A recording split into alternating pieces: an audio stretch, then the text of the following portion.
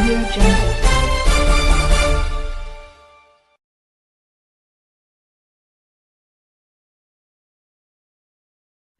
राज्य में उपकूल अर्थनीति तथा सामुद्रिक पर्यावरण में संतुलन रक्षा कर लक्ष्य नहीं राज्य सरकार कार्यकारी करेंगे एक मेराइन स्पेशल प्लान बा एमएसपी। एथिपाई राज्य सरकार विज्ञान और प्रजुक्ति विद्या विभाग एवं केन्द्र सरकार पृथ्वी विज्ञान मंत्रालय मध्य आज लोकसभा भवन में एक एमओयू स्वाक्षरित होईछि।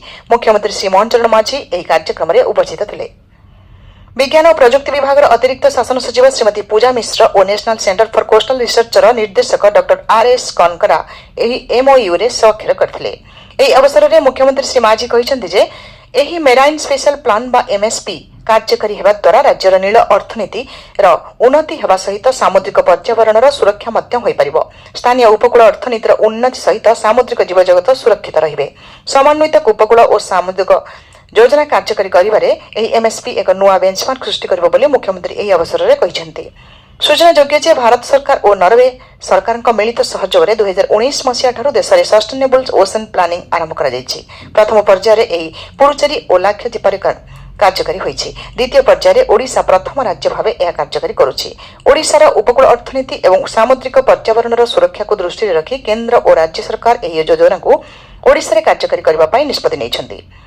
निज अभिभाषण में मुख्यमंत्री कहिथिले जे ओडिशा रे उपकूल और सामुद्रिक अंचल जैव विविधतार परिपूर्ण एवं उपकूल अंचल पई प्रचुर प्राकृतिक संबल जोगाई थाए। स्थानीय जीविका अर्थनैतिक अभिवृद्धि और संतुलित पर्यावरण पई एही संबल गुड़िक एक गुरुत्वपूर्ण भूमिका ग्रहण करिथाए। तेबे विकास कार्यक्रम परिवेश उपरे एहार प्रभाव एवं विभिन्न क्षेत्रर क्रमागत चाहिदा वृद्धि जोगु सामुद्रिक अंचल गुड़िक वैज्ञानिक पद्धति परिचालना करिवार आवश्यकता सृष्टि होईछि।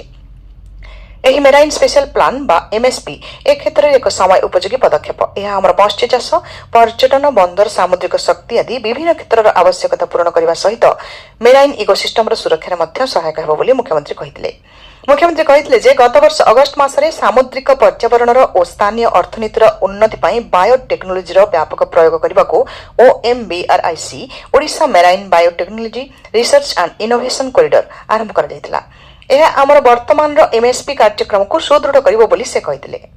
समुद्र ओडिशा 2036 एवं विकसित भारत 2047 लक्ष्य को सबु दृष्टि पूरण करबा पई उपकूल अर्थनीति और सामुद्रिक पर्यावरण सुरक्षा एक जरूरी आवश्यकता। तेणु ए क्षेत्र में नॉर्वे सरकार सहयोग जोगाइथिबारु मुख्यमंत्री धन्यवाद जणाइथिले। मुख्यमंत्री कहिथिले जे प्रधानमंत्री नरेंद्र मोदी जी प्रत्येक क्षेत्र में ओडिशा को दृढ़ समर्थन दे आछिछन्ति। ओडिशार विकास प्रति तांकर फोकस जोगो सस्टेनेबल ओशन प्लानिंग द्वितीय पर्यायर ओडिशा प्रथम राज्य भावे एहाकू कार्यकारी करिवार सुजोग पाइछि। एथिपई मुख्यमंत्री प्रधानमंत्री एवं केन्द्र पृथ्वी विज्ञान मंत्रालय को धन्यवाद जणाइथिले।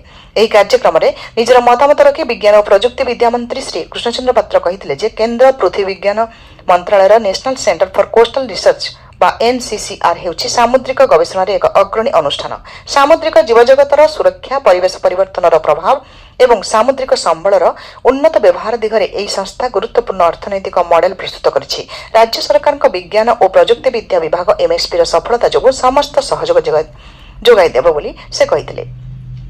मुख्य शासन सचिव श्रीमती अनुगर कहिथिले जे 2036 और 2047 परिकल्पना को सफल करबा पई एही एमएसपी र एक महत्वपूर्ण अभियान मत्स्य पर्यटन एवं सामुद्रिक उत्स गुड़िकर सर्वाधिक विनियोग सहित पर्यावरण सुरक्षा आमर लक्ष्य बोली से कहिथिले।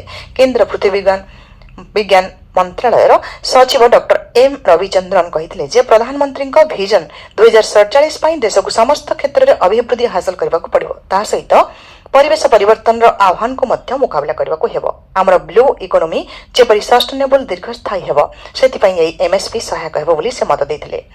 रॉयल नॉर्वेजन एम्बासीर deputy ambassador mister Arvind Gadgil कहिले जे ओडिशार एक सामुद्रिक वाणिज्य ऐतिह्य रहिछि। एहार दीर्घ उपकूल रहिछि। तेणु सामुद्रिक अर्थनीति तथा पर्यावरण सुरक्षा पई ओडिशार एही उद्यम रे नॉर्वे सरकार संपूर्ण सहायता जोगाई देबे। टेक्नोलोजी भित्तिक संबल परिचालना जरिया ओडिशार लोकंक दीर्घकालीन विकास लक्ष्य पूरण करबा पई उद्यम कराजिबो बोली से कहिथिले। विज्ञान और प्रजुक्ति विद्या विभाग अतिरिक्त मुख्य शासन सचिव श्रीमती चित्रा अरुमुगम स्वागत भाषण दे कार्यक्रम संपर्क में आलोकपात करथिले। एही कार्यक्रम में उन्नयन कमिशनर अतिरिक्त मुख्य शासन सचिव प्रमुख शासन सचिव केन्द्र सरकार पृथ्वी विज्ञान विभाग उच्च पदस्थ अधिकारीगण नॉर्वे सरकार अधिकारीगण एवं विभिन्न विभाग वरिष्ठ अधिकारी उपस्थित थे। समृद्ध ओडिशारू रजत महापात्र रिपोर्ट।